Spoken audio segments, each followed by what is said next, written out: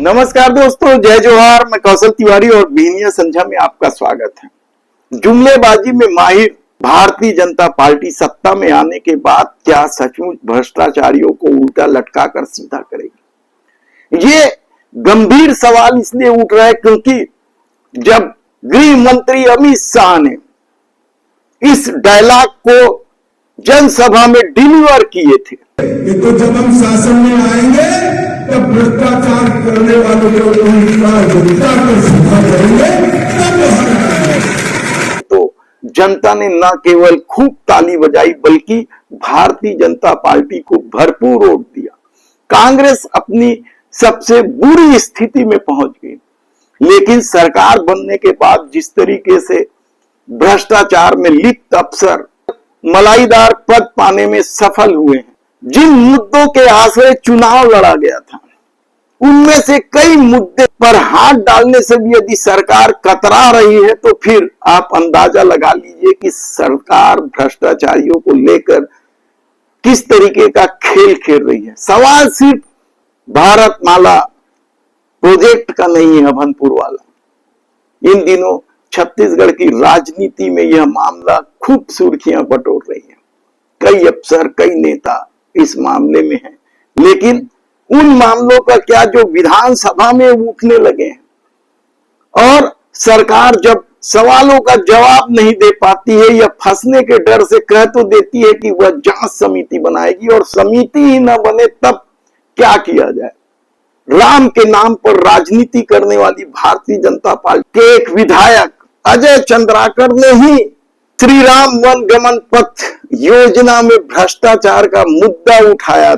सरकार ने इस पूरे मामले में जांच समिति बनाने की घोषणा की थी, लेकिन जिन लोगों के नाम चर्चा में है कि वे समिति में, उन्हें ही नहीं मालूम है कि क्या वे जांच समिति के सदस्य हैं। जांच ही शुरू नहीं हुई है, समिति क्या केवल कागजों पे बना दी गई।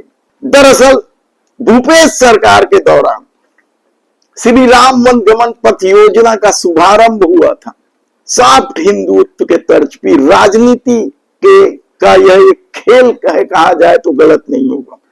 और राज्य विधानसभा में 2024 में बजट सत्र के दौरान इस मामले को लेकर अजय चंद्राकर ने न केवल कांग्रेस सरकार को जमकर कोसा बल्कि अपनी सरकार से जांच समिति बनाने की मांग की थी। इस पूरे वन गमन पथ योजना में मनमाने ढंग से भ्रष्टाचार की बात सिलसिलेवार ढंग से अजय चंद्राकर ने विधानसभा में रखी थी। उन्होंने चंदकुड़ी और चंपारण जैसे स्थानों को योजना में शामिल किए जाने पर भी सवाल खड़े किए थे। उनका दावा था कि इन मार्गों से यानी इन दोनों जगह चंदखुरी और चंपारण में श्री राम गए ही नहीं। इस पर तत्कालीन संस्कृति मंत्री, अब प्रदेश की राजनीति से किनारे कर दिए गए, बृजमोहन अग्रवाल ने सोशल ऑडिट कराने की घोषणा की थी। चर्चा थी कि समिति में अजय चंद्राकर के साथ अकलतरा विधायक राघवेंद्र सिंह, इतिहासकार डॉक्टर एल.एस. निगम, पुरातत्व अधिकारी पी.सी. पारक, प्रभात कुमार और जल संसाधन विभाग के एस.के.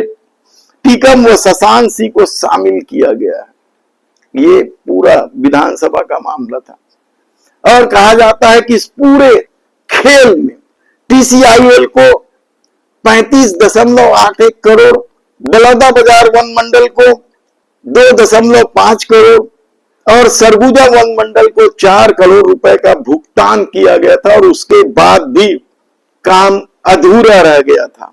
चंदखुरी पार्किंग, कैफेटेरिया, सूचना केंद्र, शौचालय ये बनाने थे, नहीं बन पा रहे थे। शिवरी नारायण घाट विकास, दीप स्तंभ ब्रांडिंग, ये शिवरी नारायण का काम था। तो राजिम में ड्रेनेज, बिजली, पार्किंग जैसे नाम थे।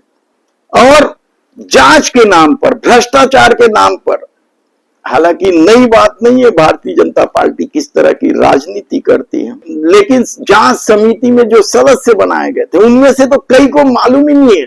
कुछ लोगों ने तो अखबारों में ही पढ़कर मान लिया था कि वे जांच समिति के सदस्य हैं, लेकिन अभी तक उन लोगों को नियुक्ति के आदेश के कागज तक नहीं मिले हैं। यानी जो सरकारी पत्र भेजे जाते हैं समिति में शामिल करने के, वे तक नहीं पहुंचे। और दूसरी तरफ आप सुनकर हैरान हो जाएंगे कि इस मामले में संसदीय कार्य मंत्री केदार कश्यप ने विधानसभा में कहा था कि यह योजना पूरी होगी, लेकिन वर्तमान जो बजट आया उसमें इस योजना के लिए एक ढेला भी नहीं दिया गया।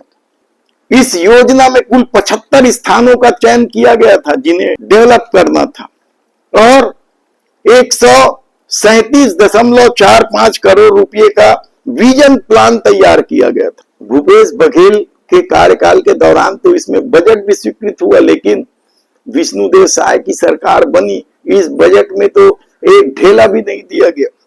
और यही नहीं, जो निर्माण कार्य चल रहे थे, भूपेश बघेल ने जो बजट जारी किया था, वे निर्माण कार्य भी रोक दिए गए। यानी यह सरकार न केवल भ्रष्टाचारियों को महत्वपूर्ण या मलाईदार पदों में बैठने से रोक पा रही है, और न ही भ्रष्टाचार के जो मामले हैं उसकी जांच ही ठीक से नहीं कर पा रही है।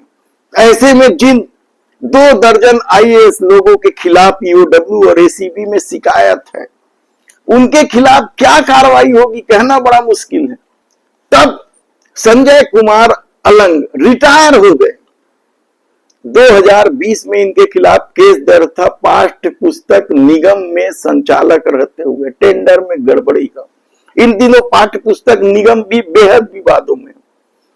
किस तरीके से पुस्तक छपाई में गड़बड़ी की गई और किस तरीके से ज्यादा किताब छपवाकर रद्दी के भाव में बेचा गया, इसे लेकर पाठ्य पुस्तक निगम विवादों में है।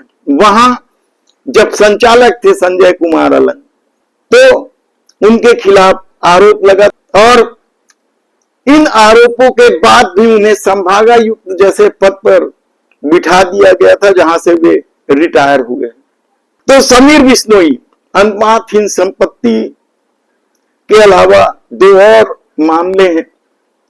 समीर बिश्नोई इन दिनों जेल की सलाखों में है। ईडी ने उन्हें शराब घोटाले के मामले में जेल में डाल रखा है।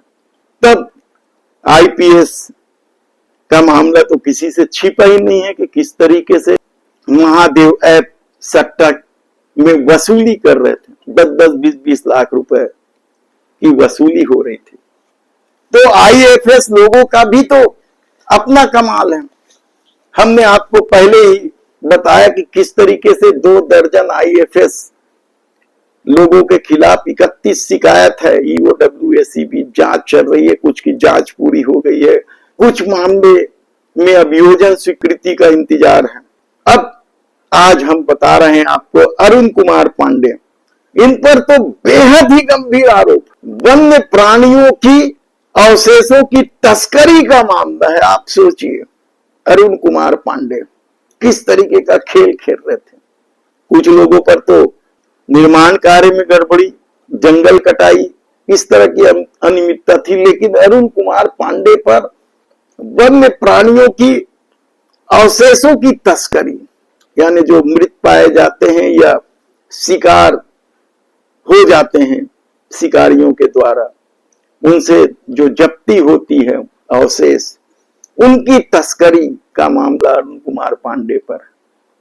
और ऐसे में सरकार यदि भ्रष्टाचारियों को अच्छे पदों पर नवाज रही है, जिन मुद्दों के आश्रय वह चुनाव जीत कर आई है, उसकी जांच नहीं हो रही है। श्री राम गमन पथ योजना, जिस राम के आस सरकार पूरी भाजपा राजनीति करती है, यदि उसमें हुए भ्रष्टाचार का ना तो जांच हो रहा है और ना ही निर्माण आगे बढ़ रहा है, तो फिर आप समझ सकते हैं कि सत्ता का खेल क्या होता है।